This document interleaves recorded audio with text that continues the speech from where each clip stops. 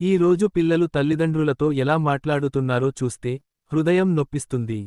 తల్లిదండ్రులు ఏదైనా చెప్పినా, నాకు తెలుసు, నాకు అర్థమైంది, మీరు మౌనంగా ఉండండి అన్నట్టుగా సమాధానం ఇస్తున్నారు.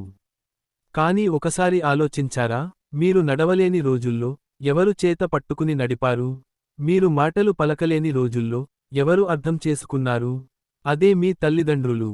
నేడు మీ దగ్గర డబ్బు లేకపోయినా, మీ జేబులో ఒక్క రూపాయి లేకపోయినా, మీ తల్లిదండ్రులు గర్వంగా మీ పక్కన నిలబడి ఉంటారు.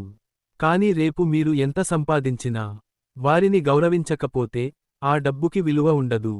కొంచెం భావోద్వేగంగా, తల్లిదండ్రుల మనసు ఒక పవిత్ర ఆలయం లాంటిది.